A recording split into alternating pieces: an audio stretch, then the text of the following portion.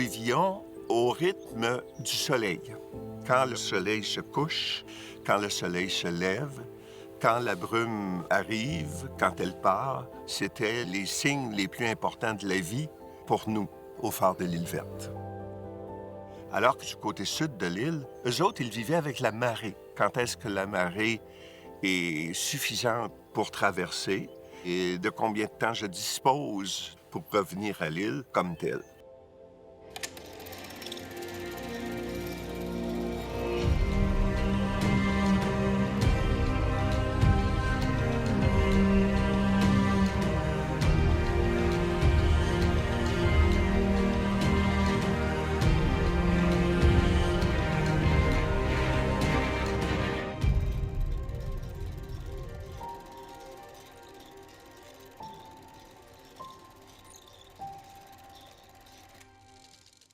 C'est en 1809, au large de l'île Verte, que le premier phare du Saint-Laurent fut érigé. Il a forgé l'histoire d'une famille, les Lindsay, qui pendant plus de 130 ans ont porté la lumière, affronté l'isolement, les tempêtes et la lourde tâche de protéger le fleuve. Aujourd'hui, leur récit demeure et continue de rappeler le courage, l'ingéniosité et le patrimoine qu'ils nous lèguent.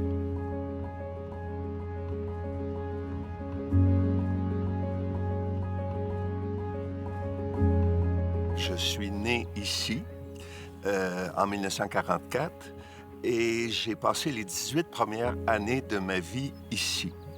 J'y conserve un lien étroit parce que mon père, mon grand-père, mon arrière-grand-père et mon arrière-arrière-grand-père y ont été gardiens de phare pendant 137 ans. Alors, c'est ce qui me lie à cet endroit. Et le métier de gardien de phare n'existe plus au Québec depuis 1988. Il est bien possible que s'il avait continué à exister, j'aurais pu être moi aussi gardien de phare, mais il était très clair aux yeux de mon père que c'est un métier qui était en voie de disparition au début des années 60, lorsque lui-même a pris sa retraite.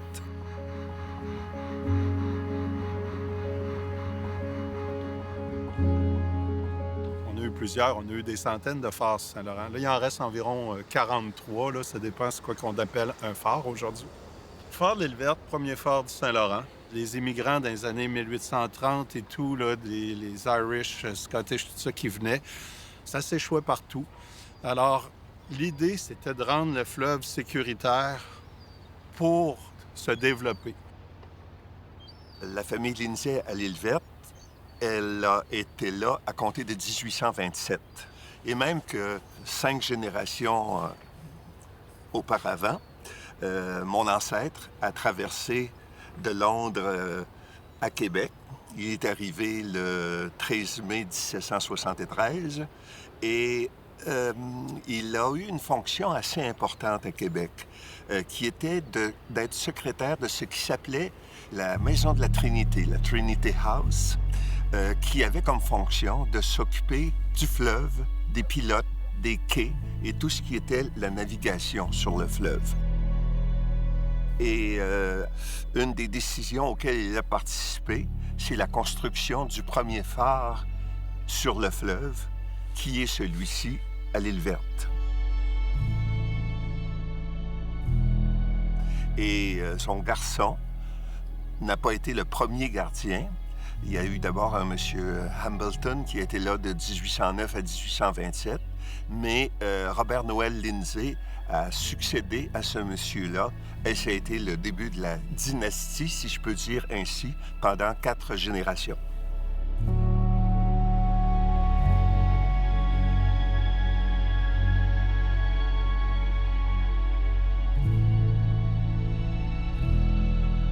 Le Saint-Laurent ici, c'est l'embouchure du Saguenay, c'est de la brume, c'est large, il y a des courants. C'était là que le premier phare devait être installé. Il a été le seul phare sur le Saint-Laurent jusqu'à temps que Pointe-des-Monts soit construit en 1830.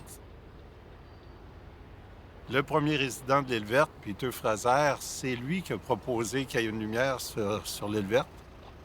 Puis en tant que marin-pilote, il voyait ce qui se passait sur le fleuve. Il était très au courant des échouements. et des problèmes de navigation.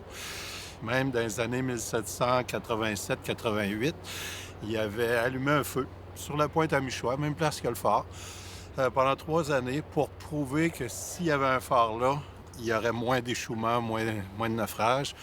Puis ça a fonctionné.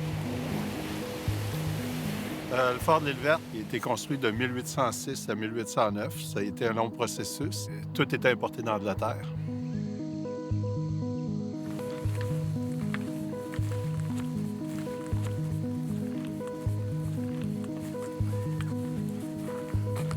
Cette bâtisse-ci, maintenant, étant donné que la fonction n'est plus utilisée, bon, ça sert plus à des fins de, je dirais, de rappel historique et d'information. La façon que ça se passait, c'était des enfants de la famille qui devenaient assistants gardiens de phare, parce que le gardien avait droit à un assistant. Même à certains endroits, c'était 2 assistants, là, certaines stations plus isolées. Et ça faisait tout à fait l'affaire du gouvernement d'avoir des gens qui étaient déjà très bien formés, qui connaissaient la place, qui connaissaient l'opération des différents équipements. Ça faisait l'affaire de tout le monde. C'est la plus longue lignée familiale sur le même phare aussi, parce qu'il y a plusieurs phares qui ont des fratries sur différents phares. Je prends par exemple le phare de l'île Biquette, les Thibauts. Il y en a 8 de la famille qui ont travaillé sur différents phares, mais tout le temps au même phare, là, c'est la plus longue lignée ici.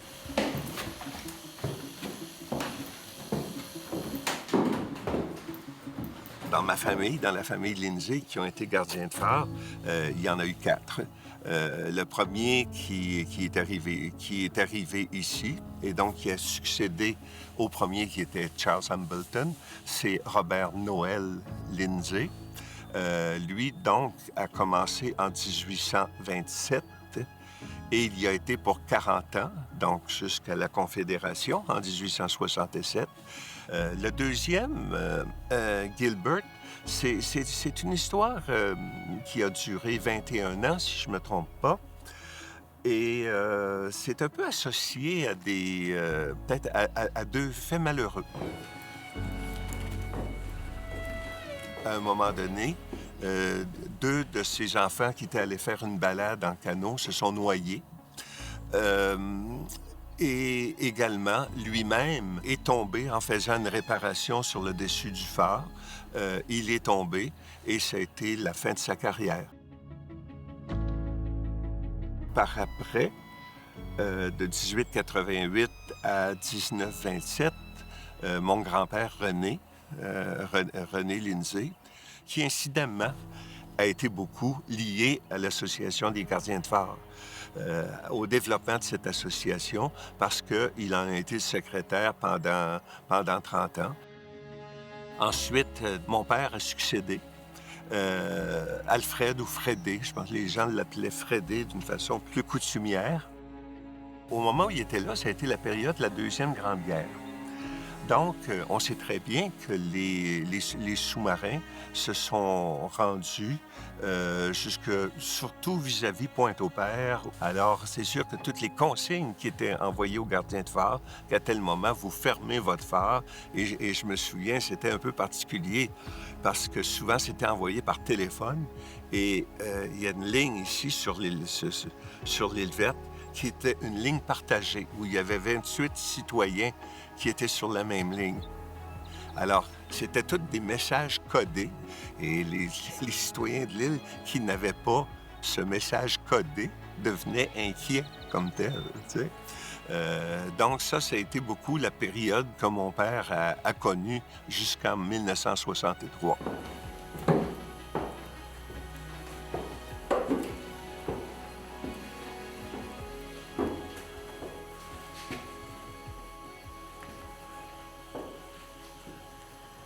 Et ce qui est démontré ici, c'est les changements du phare. Au départ, comme on le voit, c'était en mortier comme tel. Maintenant, le mortier étant quelque chose d'un petit peu friable, si vous voulez. Et suite à quoi, un peu plus tard, on a mis des planches à la verticale ce qui est encore le modèle aujourd'hui. Sur l'île verte, les Lindsay, malgré qu'il n'y en a plus qui sont là, sont partis lorsque le phare est fermé, ont été d'une importance majeure sur l'île verte pour le développement de l'île. René, c'est lui qui a travaillé faire le chemin jusqu'au nord. Ils ont participé à différentes améliorations sur l'île, tout en étant gardiens de phare. C'est certain que les Lindsay ont de quoi être fiers de ce qu'ils ont fait sur l'île verte.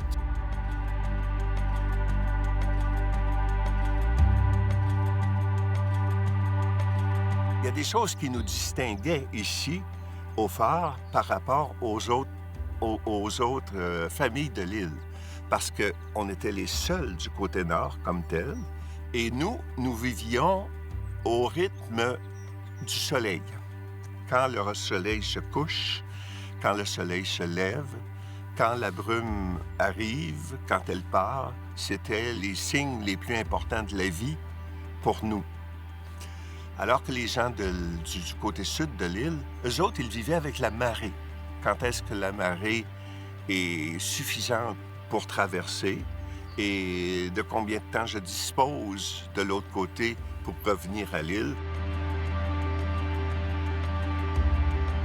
Et ici, le fait d'avoir une terre était important en termes de revenus, d'autosuffisance comme telle, et aussi de transport. Parce que là on n'était pas à l'époque de la motoneige ou de l'hélicoptère ou de choses comme ça. Donc, c'était très utile d'avoir tout au moins des vaches pour le lait et d'avoir des chevaux pour le transport comme tel. Et ça, c'est particulier un peu à l'île verte. Et être gardien de phare, c'est pas un métier, c'est un mode de vie. Passer les nuits à surveiller une lumière, là, c'est pas un métier, ça. Puis il n'y avait pas juste ça. Il y avait l'entretien du terrain, il y avait... Après ça, les crieurs de brume. Ici, il y a eu des canons, il y a eu tous les signaux de brume possibles.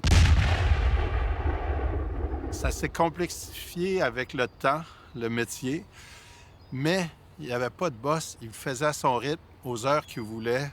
À la fin du mois, lorsqu'il y avait l'inspection de l'inspecteur qui arrivait, tout était fait, les bâtiments peinturés et tout, mais c'était fait à son rythme, comme il voulait. Alors, c'était merveilleux pour travailler.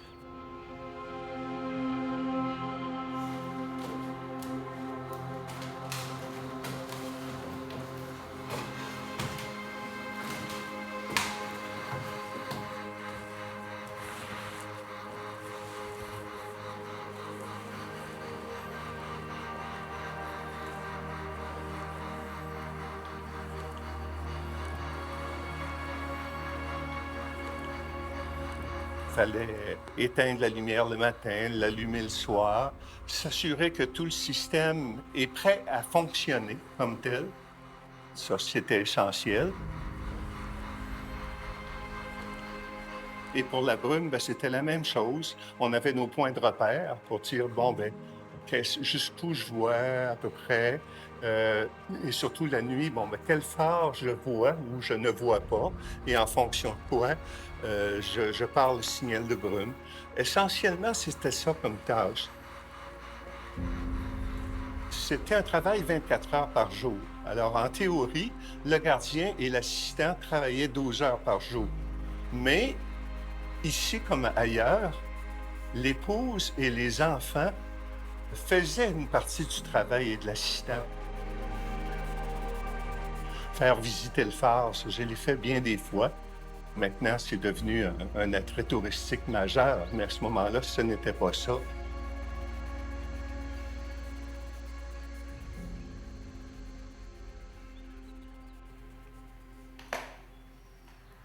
Ce métier était considéré comme un métier d'homme, mais dans ce contexte-là, bien, le rôle des femmes restait un peu dans l'ombre.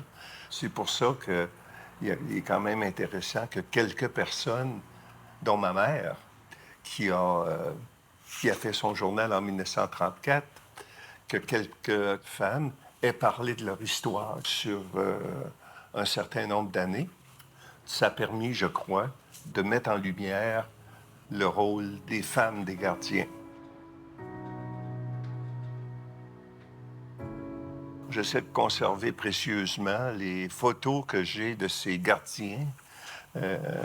Comme ici, j'ai celui qui s'appelait Gilbert et son épouse Mary Ely, qui était une bonne Irlandaise catholique anglophone.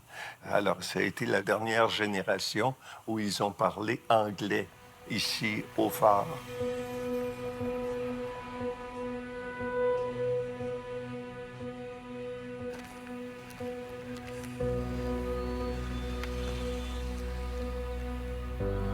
Lorsqu'on parle de naufrage, je pense à deux en particulier qui sont arrivés sur les rochers qui sont en arrière de vous, qu'on appelait les couillons.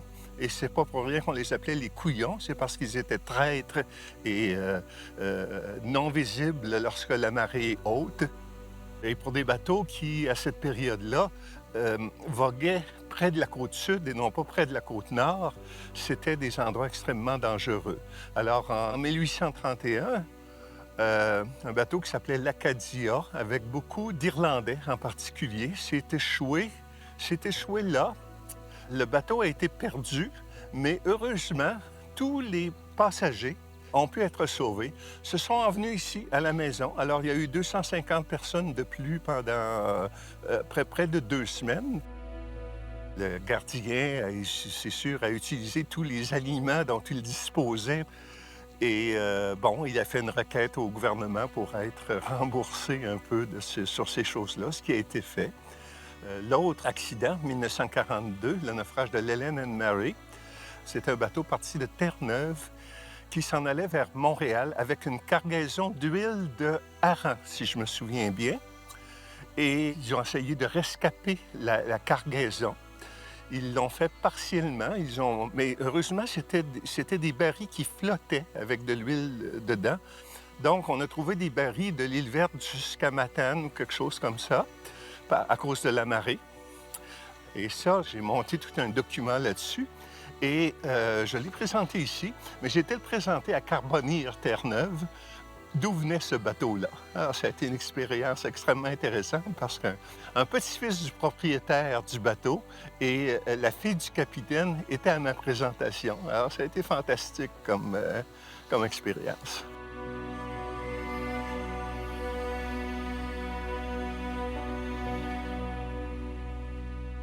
Avec l'arrivée de l'électricité, ces stations de phare, là, ça devenait possible de les rendre automatiques, là. Ce qui a retardé vraiment l'automatisation des phares, c'est les signaux de brume. Jusqu'à temps qu'un Allemand invente le signal qu'il lance un faisceau, puis si ça frappe de la brume, puis ça revient, ça déclenche le signal de brume. Mais avant ça, on gardait les gardiens. Les lumières étaient électriques, ça pouvait marcher tout seul, puis on gardait les gardiens à cause des criards de brume.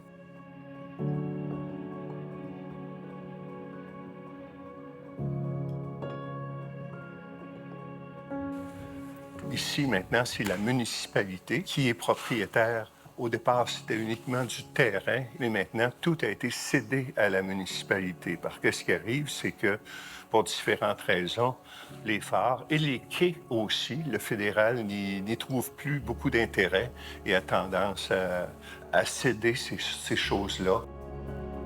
Alors, c'est pour ça qu'une bâtisse comme ici sert des fins qui ne sont pas les mêmes que les fins premières. En soi, les phares continuent à avoir une fonction qui est importante. Avant, les phares, ça éclairait les marins, mais je pense que maintenant, ça éclaire les terriens sur leur histoire en particulier. Et ça reste des destinations extrêmement intéressantes.